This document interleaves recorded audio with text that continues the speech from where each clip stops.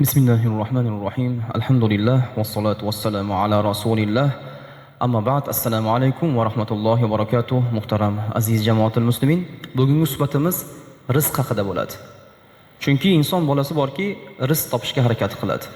Rizq Allohdan, harakat bandadan bo'ladi. Rizq beruvchi Alloh. Biz rizq deganda faqatgina moddiyat tushunib olmasligimiz kerak. Ovqat, suv, kiyim, bular rizqni million turi bo'lsa bir turi hisoblanadi. Iymon ham rizq, ummatlik ham rizq, erkak ayol bo'lib tug'ilish ham rizq, dunyo hayotida umr ko'rish ham umr ham rizq. Qo'yingki, rizqi turli holatlari va ko'rinishlari bor. Rizq nima o'zi? Bir ta'rif berishganmi ulamolar rizqqa deyilsa, rizq lug'atda birinchi lug'atda gaplashib olamiz. Ulush degani, qism ajratish degani. Hammani rizqlantirish, hammaga qismlarni ajratib berish. Ulamolar ta'rifida rizq shunday deyiladi. Alloh taolo odamlar va hayvonlardan iborat o'z mahluqotlariga bergan va ular manfaat olgan dunyo va oxiratdagi hamma narsa ularga bergan rizq bo'ladi deydi. Demak, jannat ham rizq. Jannatdagi nimaiki ne'mat bo'lsa, u ham rizq. Dunyodagi jamiki narsa rizq, mana shu rizq Allohdan. Demak, harakat bandadan. Jannatga kirib jannatdagi rizqni olishimiz harakatimizga bog'liq, berish Allohning zimmasida. Bu dunyoda har kim har qanaqa rizq yeydi, bir boshqacha, ikkinchisi boshqacha. Alloh beradi hammaning rizqini, banda harakat qilaveradi. Endi rizq haqida e'tiqodimiz bormi bizda? Aqidada rizq masalasi. U insonning o'zini aqliy salohiyati, qobiliyati, zo'r bir IQ darajalar yuqori ekanligidan beriladigan narsa emas rizq. Mana shunaqa meni qobiliyatim, savdogarligim, zo'r ishbilarmonligim, uxlamaganim, kechalari ham savdoga chiqib ketganim, qolganlar uxlaganda biz ishlaganmizda degan gaplar hammasi noto'g'ri. Rizq Alloh beradi. Harakat bo'ladi, lekin o'zim qildim deyish noto'g'ri. E'tiqod mana shu joyda boshqacha bo'lib ketib qoladi. Harakat qildim, Alloh berdi deb turish kerak. Agar Alloh berdi, o'sha harakatda ozgina sabablarni qildik demasa, e'tiqodda toyilish bo'ladi. Biz e'tiqodimiz qanday desa, rizq haqidagi e'tiqodimiz har bir jonzotga u beriladigan rizqni Alloh azza va jalla Lavhul Mahfuzda bitib qo'ygan. Rizq bu harakat qilinishi kerak, yotib olmaslik kerak. Rizq Alloh beradi deb yotib oladiganlar bor, u ham xato. Rizqni o'zim topaman, Alloh bermaydi deydiganlar bor, u ham xato. Asosiysi harakat qilinadi, rizqni Alloh qo'yib qo'ygan joyi bor, o'sha yerdan olib kelinadi. Alloh taolo uni beradi.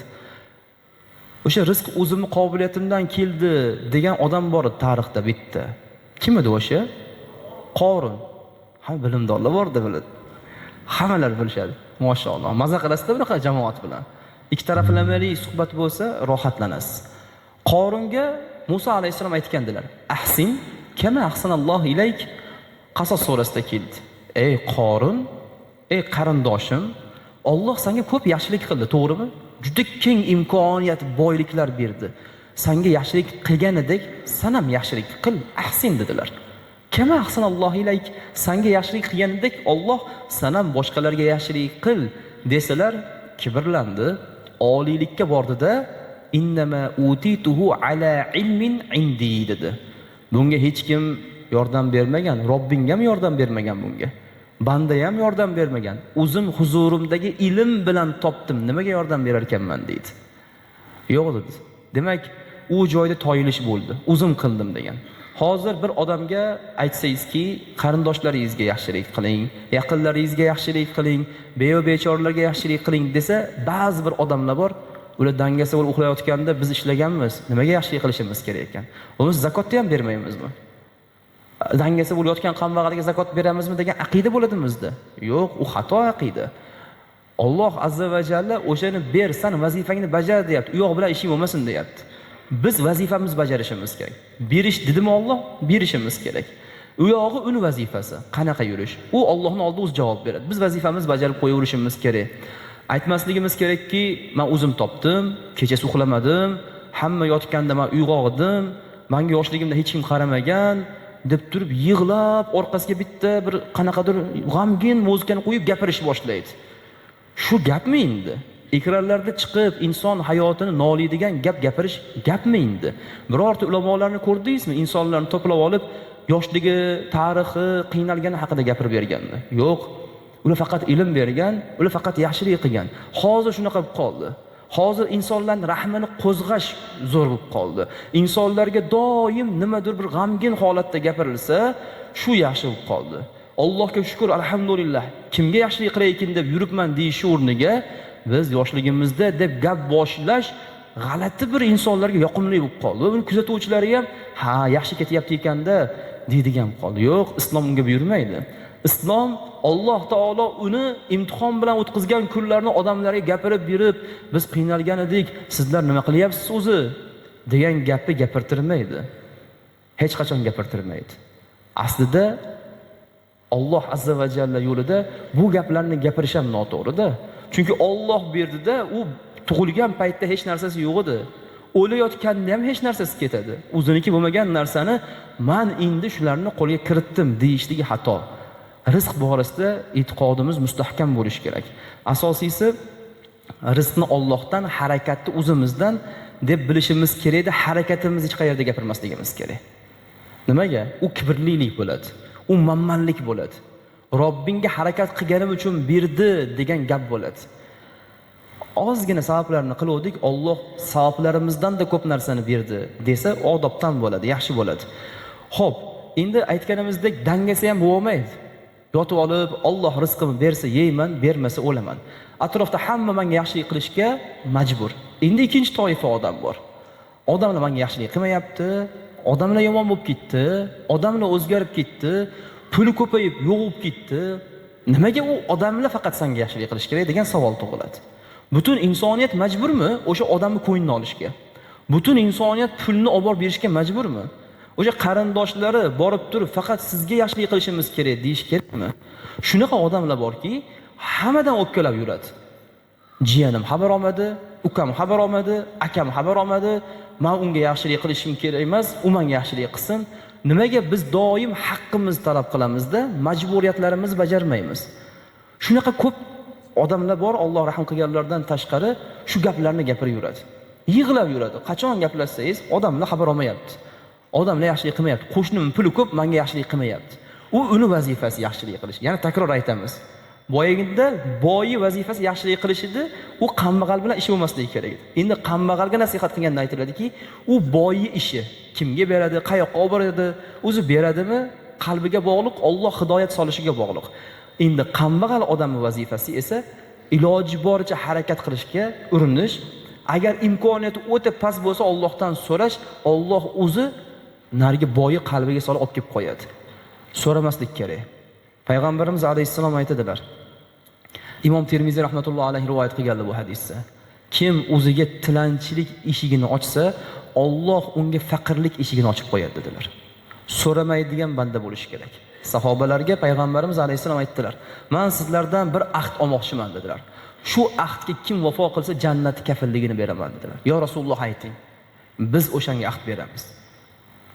Hech kimdan hech narsa so'ramayman deb ahd berasizlar menga." Sahobalar ahd berishdi. Hammalar aytishadi. Ko'pchilik ba'zida bu ahdni bajara olmay qoldi, majbur bo'lib qoldi, so'rashga majbur bo'lib qoldi, lekin bir odam bor edi. Biz doim kuzatdik, o'sha odamgina shu ahdini oxirigacha turdi. U Abu Bakr Siddiq roziyallohu anhu edi. Yana Abu Bakr Siddiq roziyallohu anhu. Bu qanaqa inson bo'lgan ekanda bu odam deysiz? Yo Alloh azza va jalla farishtani inson shaklida yer yuziga qo'yib, shu inson butun insoniyatga payg'ambariga qanday xizmat qilish kerakligini o'rgatib qo'yadi. Dinga qanday xizmat qilish kerakligini o'rgatib qo'yadi. Jamiyatga qanday xizmat qilishligini kerakligini o'rgatib qo'yadi deb shunday yubordimikin deb o'ylab qolasiz. Lekin oddiy odam bo'lganlar, ular ham boshqa boylarga o'xshagan boy bo'lganlar. Boshqa boylarga o'xshagan savdolari bo'lgan, lekin chiqa olgan u kishidan. Va hayotlarida hech kimga yalinmaganlar, hech kimdan hech narsa so'ramaganlar. Sahobalar aytdiki roziyallohu anhular, biz faqat Abu Bakr Siddiq roziyallohu anhuni bilamiz. Hech kimdan hech narsa so'ramadi, hatto otda turganni qamchisi yerga tushib ketsa, xodimiga ham aytmadi olib ber deb. Tushib o'zi oldi, keyin chiqib oldi otiga. Shu darajada Abu Bakr Siddiq roziyallohu anhu amal qilishdi. Hozirchi ro'zg'orimni qilib ber, tomimni yop ber, uni qilib bersin, non olib kelib bersin, bor ayt yaxshilik qilsin, qanaqa qarindosh bo'ldi, nimaga yaxshilik qilmaydi? Mana shunaqa bo'lib qoldi-da. Agar u iffatini saqlasa edi, Alloh taolo berardi. Iffatini saqlamagani uchun Alloh uni tilanchi qilib qo'ydi shundoq. Faqirlik eshigini ochib qo'ydi, faqat tilanib yurasan dedi. Va u haqiqiy muhtojlarni ham kerak bo'lsa e'tiborsiz qolishga majbur qilib qo'ydi. Xulosa qilib aytganda, rizqda inson hamma har xil holatda talab qilishi bor. O'shani o'tyapmiz. Boy odam Alloh berdi, ozgina savol qildik, endi biz ham berishimiz kerak deydi. Kambag'al odam Alloh beradi, biz yalinmaymiz, agar boylar himmat qilsa olib kelib beradi deb turib bormaydi. Jamiki inson qodir bo'lsa harakat qiladi. Zaif bo'lsa, nogiron bo'lsa yoki bo'lmasa o'zini ishga layoqati bo'lmasa, jismoniy jihatdan zaif bo'lsa, u odam uzrli hisoblanadi. Lekin baquvvat bo'lib, kuch-quvvati bo'lib, tilanchiga o'xshab yurishi yaxshi emas. Baquvvat, ba'zi odamlar bor, hayron qolasizda, mahalla raisining oldiga chiqib turib, uni bering, buni bering deb turib yalinib yuraveradi. Kuchli odam. Uyini ham ko'rsangiz bir ahvolda chiroyli, ahvolda degan yomon ma'noda emas, bir holatda yaxshigina, lekin doim kimlardir undirib yurishga harakat qiladi. Ba'zilar bor ekan, puli bo'ladi, pulini o'sha tokchasiga, ko'rpachasining ichiga tiqib qo'yar ekanda, zakot bering deb yuradiganlar bor ekanda. Maqsadi pul yig'ish, pul orttirish, birovlarni puliga qorin qappaytirish bo'lar ekan. Shulardan qolmasligimiz kerak. Biz ishlashimiz, harakat qilishimiz, rizqni Allohdan so'rashimiz va bu rizqqa doim harakatda bo'lishimiz kerak. Qur'ondan dalil bormi? Qur'ondan dalil bor. Alloh nima deydi? Famshu fi manakibiha. Yerni yelkalarida, atroflarida yuring va kulu min rizqih. Allohning rizqidan yeng. Mana shu imshu kalimasi Allohning buyrug'i. Yuringlar, harakat qilinglar, izlaninglarki Alloh azza va jalla sizlarga o'sha harakatingizga munosib rizq bersin deydi. Alloh hammamizni pokiza rizqlardan rizqlanishimizni nasib qilsin. Alloh ibodatlarimizni qabul qilsin. Doimo yurtlarni tinch qilsin, obod qilsin, mu'minlarni panohida asrasin. Subhanakallohumma bihamdik ashhadu an la ilaha illa ant astag'firuka va atubu ilayk.